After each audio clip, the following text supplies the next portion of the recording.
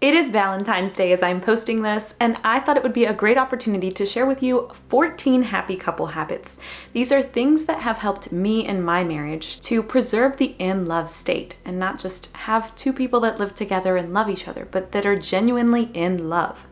My husband and I have been married for almost 8 years now, and between dating and marriage, we've shared almost a decade of our life and have welcomed 2 children into our family. And I'm genuinely very passionate about the topic of in love and keeping the in love state, because I remember that when we were first getting married, I heard from a lot of people that, yeah, the in love state only lasts for a certain time, yeah, that'll wear off and things like that.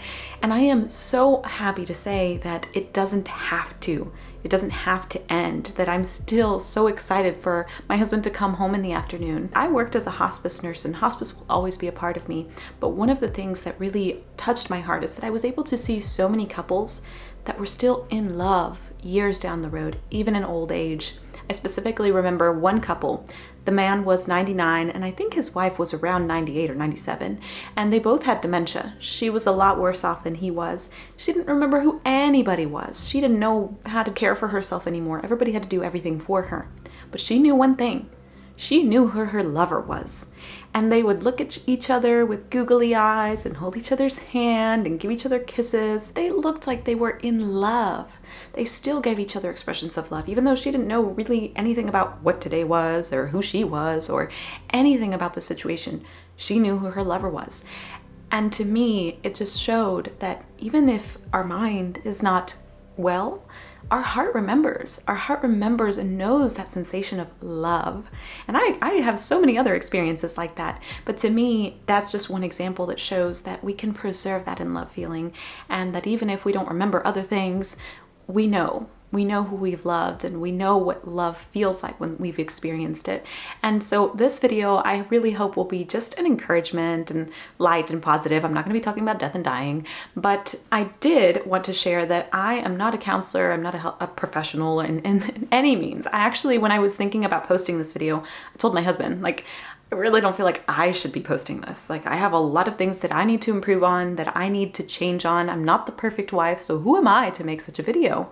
And the reality is that nobody has the perfect marriage. Nobody can have a perfect marriage because every single one of us is broken in some way. We're all flawed in some way. So we can't love perfectly. We should strive for that, but we can't have a perfect marriage. So if that's what I'm comparing myself to, it's just automatically not going to happen.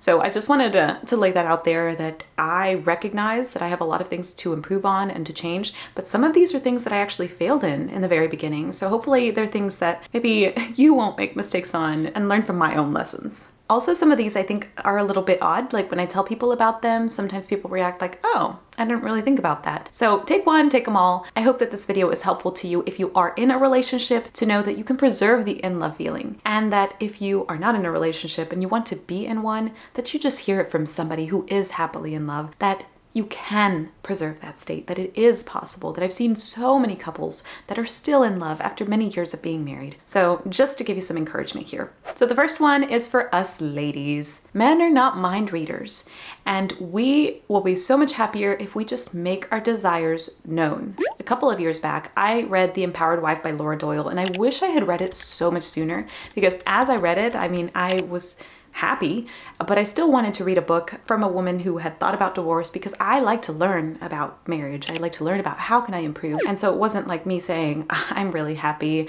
I know it. I know, we're good. I don't need to learn. So I tried to really consume content on how to improve my marriage, how to improve me as a person, how to improve as a mother, so things like that. So I read this book by Laura Doyle, The Empowered Wife. Highly recommend it. It's actually one that I've purchased for a couple of my friends, and I recommend to really any of my single lady friends that want to get married, because when I was listening, actually I listened to it as an audiobook, but when I would listen to it, I kept catching myself saying, oh my gosh, I've done that. Like, oh my gosh, I've been there. Not in a good way. And a lot of things that she says that she kind of messed up on, I caught myself recognizing that I have done so many of those mistakes. And one of those is pretending in my mind that my man is just going to automatically know what I want without me telling him, or desiring him to just know what I want, and then being resentful when he doesn't just get it.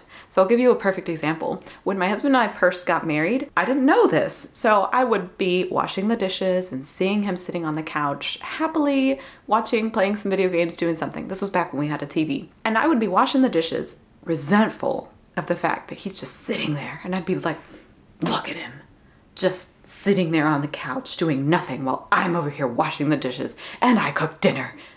And I didn't say anything, where I really could have just eased that entire situation and just said, hey honey, I would love it if you would help me wash the dishes. I know for a fact that he would have done that. But no, yes, he didn't do that. Yes, he just was resentful. Wish that he would just know that I wanted him to help me wash the dishes and then be resentful the rest of the day, and he wouldn't have any clue why the heck I was angry or why the heck I was upset. And then he would like come up to me and hug me while I'm washing the dishes, and I'm up here like, and you dare hug me instead of helping me wash the dishes? Oh my gosh.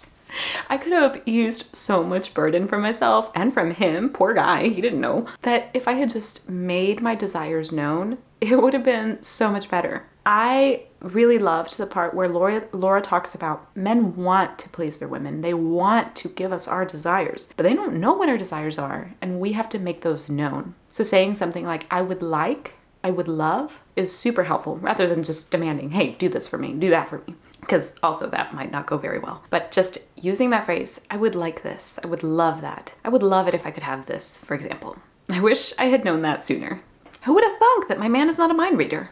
Number 3 is to get out of debt. Finances, religion, and different parenting styles are some of the main causes of divorce. And when my husband and I got married, we both had debt to pay off.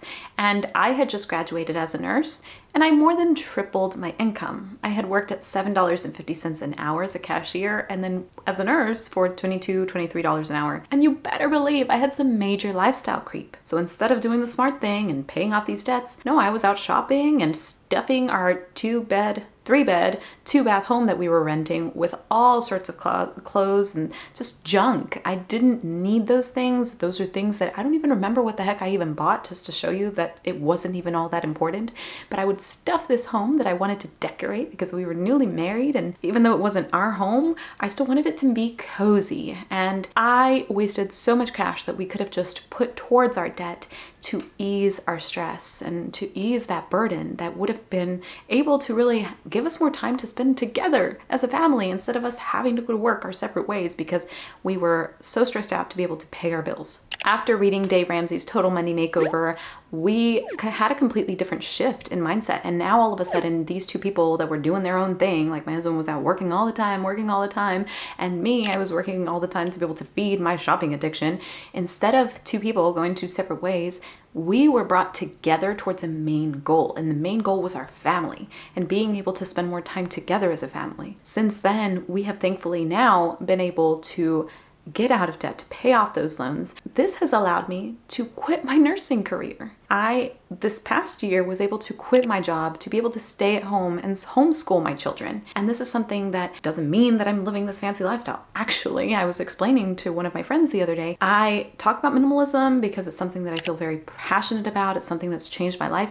But in a way, I kind of have to live minimally. I have to live simply because if not, I would have to go to work. It wouldn't be possible if I were to do the things that other people did, if I weren't shopping at the thrift stores, if I didn't do a lot of the things that I do, like especially with my kids. I explained, I don't ever buy them new clothes. And she just kind of looked at me like, really?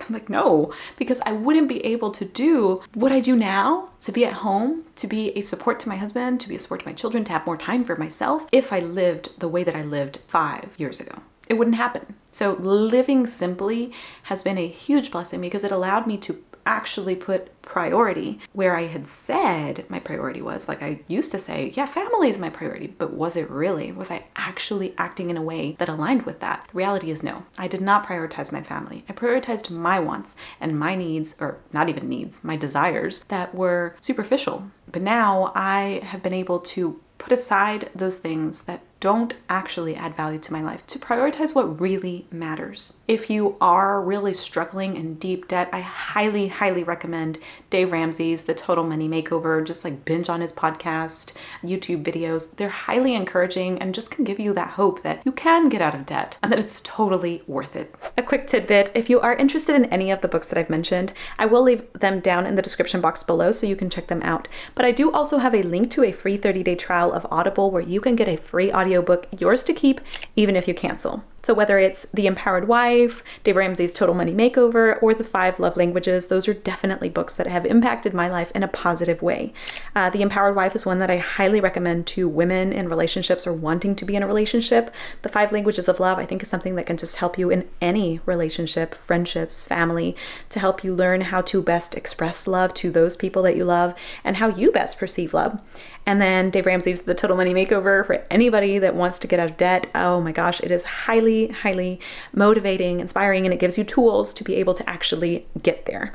Number 4 might not be for everybody, but this is something that has truly been a huge help for us in our family.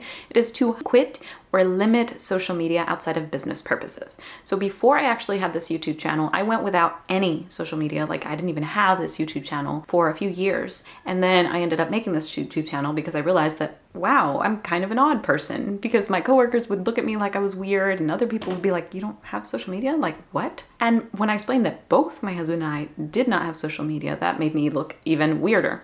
But I think that it's something that's truly been a huge blessing, because I've seen so many people, unfortunately, be separated, end up divorced because they met somebody else online. Or even if that's not the case, that might be like extreme, but I've definitely seen those cases. It's still something that is taking away your precious time, if it's not necessarily like business related, to spend together, to actually come together, talk with each other, spend time together. We actually don't even have a television, and I talk about the TV and other videos, so I can link those below if you're interested in that. But my husband would definitely say that when he was able to quit the TV, he was able to focus on things that actually brought him more value, that made him feel more fulfilled. So in the past, he was very addicted to video games, and we did have social media, so there was like scrolling and all that. And what would happen is he would spend 1 hour thinking that it was just a short time, and then that 1 hour would become 2, and then it would become 3, and then it'd be like midnight, and we would go to sleep at separate times. We wouldn't have meals together because he was out doing his thing on the screen, and it causes division. And for a lot of people, it's not an issue, but if for you it is an issue, it does cause division. I would say lead by example, and you be the first person to make that change, to avoid the TV or avoid the screen. Our screens are designed to be addictive, and so just try as much as possible to limit what is not helping you grow, what does not help you learn.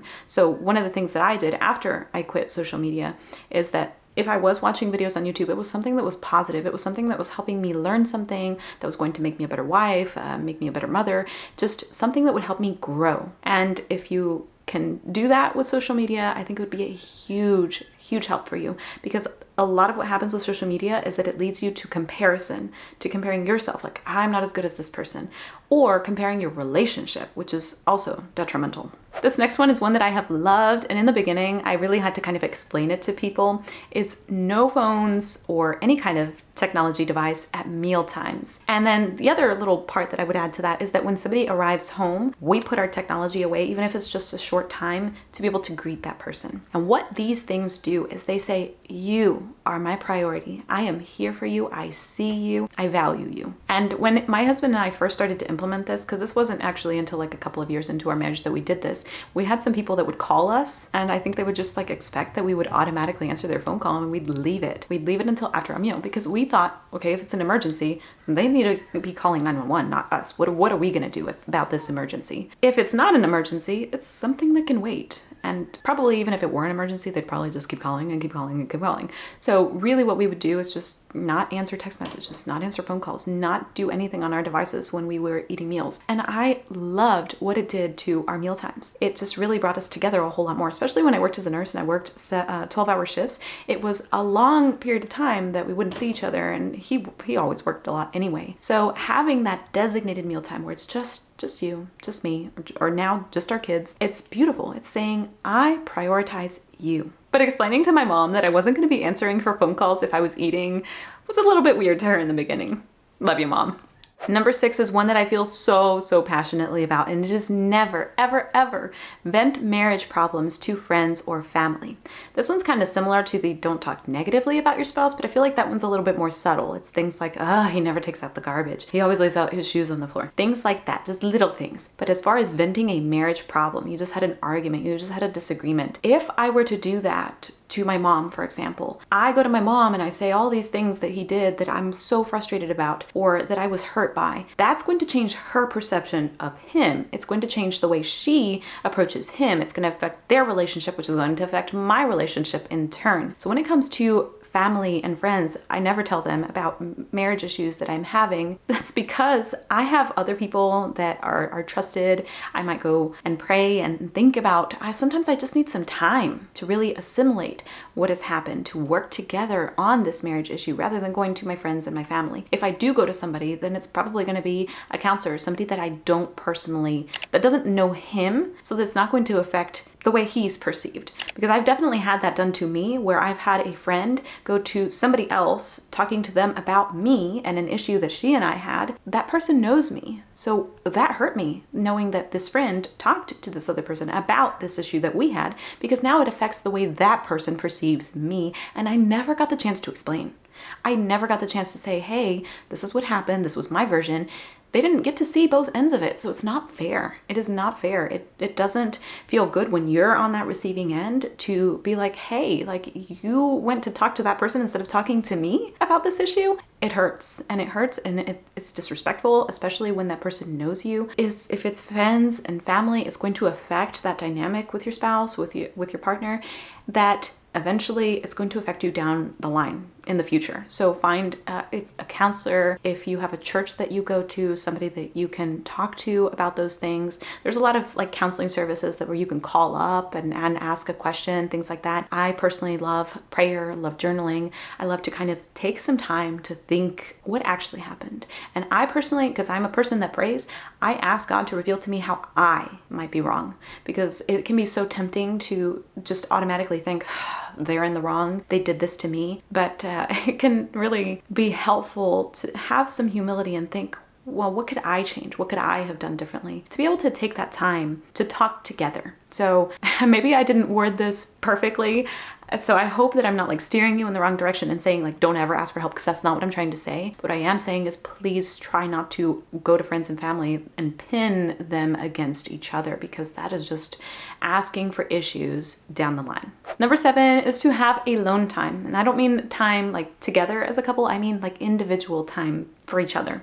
Well, for yourself, I guess. I remember, especially when I became a mother, I really feared that I would lose my identity. Like, forget, who is Yessie? What does Yessie love? Because I've seen it all too often, especially in mothers, where they'll be so devoted to their children and so devoted to their home and their husband that they forget what they even like to do. They forget what their hobbies are. They forget what really makes them passionate and excited. And I really, really didn't want to do that, because at some point kids are going to leave. I wanted to always remember this is what I love to do and take care of myself in that way. And it wasn't always easy, but I always had this in the back of my mind that I wanted to continue to take care of Yessie's hobbies, Yessie's desires, Yessie's individuality. Yes, we are a beautiful couple together, but I am also one whole individual that has different hobbies, different passions. And I also want to take time for myself to be able to grow as a person. So being able to have our own separate hobbies, being able to have our own separate time, really I think is something very nourishing that has brought me a lot of joy, especially being able to just go out on my own, have my husband take care of the kids, or be able to do something by myself for some time, just go out alone. It to me has been something very enjoyable, because I love myself so much more as a result. I remember a time where I would go out by myself when my husband and I were first married, and this was a time where I was a shopaholic. I was addicted to shopping. It didn't really bring me joy. I was trying to fill a void, and I was trying to go shopping because I felt lonely. And now I'm able to spend time alone, to have hobbies alone, and I don't feel lonely. I enjoy that time. I enjoy spending time with myself. And I think that it's really brought me a whole lot more self-love, being able to spend time alone on my hobbies, on things that I enjoy. And that self-love really helps me to be able to express more love to my husband, to my children, and to the people around me. So it's not selfish. Take some time for you, things that just genuinely bring you joy, so that you're a better version of you to give to the people around you. This one has been super, super, super helpful to me, is journaling when angry. So if you don't have somebody that you can immediately go to and talk to about an issue, I have found it super helpful to journal. Anytime that I am upset, if I'm frustrated, if I'm sad, if I'm confused and I feel like unhappy, but I don't know why, and I'm trying to figure it out, I journal. And I may even shred it or burn it or do whatever I want with it. I know that my husband's not gonna read it, so I just toss it in the trash. When I learned about unsent angry letters, I think this is from Abraham Lincoln. This was a few years back. I learned about pretending like you're going to send an angry letter to somebody that hurt you, somebody that you're frustrated with. Even if it's a friend or family member, for example, not necessarily a spouse. This is super, super helpful to be able to just jot down everything that you feel, right or wrong, even as you would say it, even if it's like bad words that you would say, because you're not actually going to send it to that individual. But what writing that down says and what it does is it helps you process. This is why I'm feeling. And to me, this was super helpful, especially in the beginning when I really had horrible communication skills. I didn't know how to communicate. I always thought of myself as like a turtle, like I'd be all in. And then the moment I felt a sense of rejection, because I was definitely struggled with people pleasing, then I would just like box myself up in a shell. Like, I'm not going to express love to you. I'm not going to hurt you, but I'm not expressing my love to you. And to me, it was super, super helpful to be able to just stream flow. What am I feeling? Why am I feeling this way? What does it say about me? What does it say about him? Like all the issues that I had, it really helped me figure out what I actually needed to say when I went to have that conversation. So that way, all of the like anger-filled words that I would have said, I would say it in a much kinder way, in a much more patient way. And that way we could have a grown-up conversation without calling each other names, which we have never done. Thankfully, we've never cursed, we've never yelled at each other. But I think that journaling was something that definitely helped me, especially when I was upset, especially when I was angry, so that I wouldn't just talk out of emotion. I could talk from actually having meditated it and thought about it. If there's anybody that you're upset with, even if it's not a spouse, I highly, highly recommend write them an unsent angry letter or a hurt letter, and then just never send it. It will help you process it so much better. Number 9, know each other's love language. When my husband and I came across the book, The 5 Love Languages, it was a game changer. It was like an eye-opening moment. There was different ways in which I could see, oh my gosh, he was trying to express love to me, but I didn't see it that way. I would be annoyed. And it's really all down to not recognizing that this is each other's love language. This is how they want to receive love. And a huge key in being able to recognize each other's love language is seeing how do they express love. So one of the things that my husband used to do in the very beginning when we were dating and then like early in our marriage is that he would often give me things, and giving is not my love language. So growing up as a child, I would be whooped if I accepted people's gifts because I grew up poor. I grew up in Mexico, and my dad, one of the things that he wanted to instill into me is to never desire things from other people, never to have a friendship because I want something out of them. And what they would do, right or wrong, is they will whoop me if I accepted money, if I accepted a gift. And so I felt negatively towards gifts. Gifts were always like, no. Like, I don't want to be indebted to you. I don't want to feel like you are thinking that I am wanting something from you. So gifts were always not a good thing for me. I never really saw gifts as I feel happy. And so my husband, thinking that I wanted gifts and that all women would want gifts, he would give me things all the time. And that was something that I never really had a lot of value to. I never really desired. It pretty much was pointless. It was not helping me feel love. I wanted him to spend time with me. Quality time is a love language. And I also, what was my other one? I forgot already. Anyway, so I wanted him to spend time with me. So he was out making things for me. And a lot of those gifts that he would make, he would make them. So he was spending this time making those things, but I felt resentful of the time that he spent away instead of spending it with me. If he had just known that my love language was quality time and he would spend time with me instead of wasting it making me things that I wasn't going to value and that I was actually going to feel a little bit like guilty for, it would have made us so much happier. So knowing each other's love language is huge. And I think that this is something that's been helpful too in just friendships in general. I actually now ask my friends, hey, what's your love language? So that I can better express love to the people that I love. Number 10 is a simple one, but it can be so beautiful, is to give enthusiastic thank yous for little things. So similar to how we had talked about, don't talk about the negative things to other people, give enthusiastic thank yous when something is done. Never expect that they just have to do this. It's just their duty. It's just their job. So for example, sometimes my husband comes home from work late, but my toddler, when he was really young, he would always want to take a bath with daddy. And so what he would do is he would come home from work, he'd be super exhausted, and he'd go and bathe our toddler. That would be something that he didn't have to do, and I as a wife could expect him to do. Like, just, these are your kids, like you have to take care of them. But instead, I would give enthusiastic thank you. Anytime he would wash the dishes, I would say thank you, like with excitement, like I really genuinely appreciate that you're doing this for me. It makes my day a whole lot easier. And you know what happened? When I started giving enthusiastic thank yous, he started doing more things because it brought him more joy to see his wife happy. And the more happy I became, the happier I made him. And it's just an all around cycle. So be very grateful. This is also something that I was thinking about last night. We had a very big thunderstorm, windstorm, and my husband was snoring, so I couldn't sleep because of the wind and the thunder, and I couldn't sleep because of his snoring. Just gonna give the example of snoring, sorry. And I thought about it last night. I thought I could just lie here and complain about my husband, or I could be thankful that he works so hard, that he is exhausted, and he does this for me and for my children.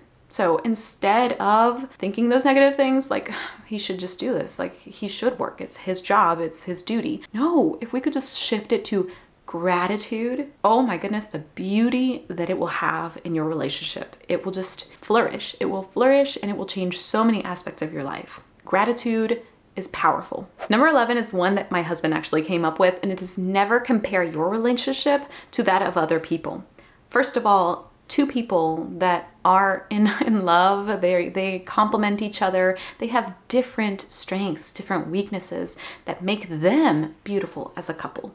So my husband and I have very different strengths and weaknesses, and this is something that I've been able to see me change because of his strengths are things that helped me be a better person, but he also has some weaknesses where I am a little bit better in, and we complement each other in that way. But if I were comparing my relationship to that of somebody else, if I was comparing my husband to somebody else, or myself to another wife, I would be causing issues in my marriage, because we all have different strengths, we all have different weaknesses, and we are meant to complement each other. And when you're comparing, you're not going to be able to be happy and to see those good things. It's about priming that brain, seeing that goodness, seeing that beauty in the other person, seeing the beauty in yourself. If you can't even see it in yourself, how are you going to be able to express that love to other people? So comparing is definitely the thief of joy. And this is why I say that not having social media has made a huge difference in me loving myself, me being a better wife, because the more I stay away from comparing, the happier I am, the happier I can be toward the people that I love. So never, ever, ever compare yourself, your spouse, or your relationship to other people. You are you, and beautiful and perfect the way that you are meant to be. This next one, never stop dating and keep the sexiness alive. So what I mean by this is, yes, dates are good and it's good to spend time together as a couple, but when it comes to the regular mundane life, we can often feel like, well, you already have me, so what does it matter if I pass gas in front of you? Or what does it matter if we're like both in the bathroom while we're doing our business? I mean, if that works for you, that's fine, but for me, I always wanted to preserve that like romanticism that we had in the very beginning. So even things with, let me turn off that ear because it's loud. It was about to turn on.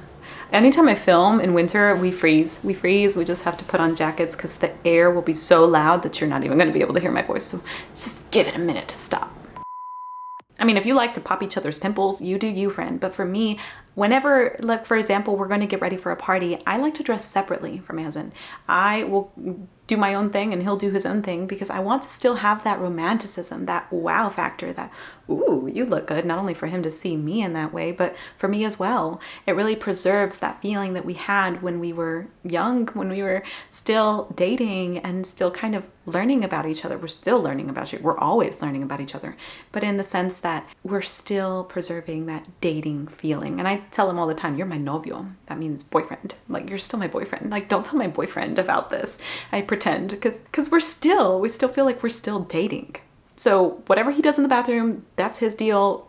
And whatever I do, like, we are total separate entities. Like, you go, I don't want you to see me. This is meant to be private. For me, I think that that's something that's simple, but it's really helped to just keep that romanticism. I once joked with my mom and I said, Mom, I don't pass gas. Like, I always smell like a butterfly. And she's like, a squished up butterfly?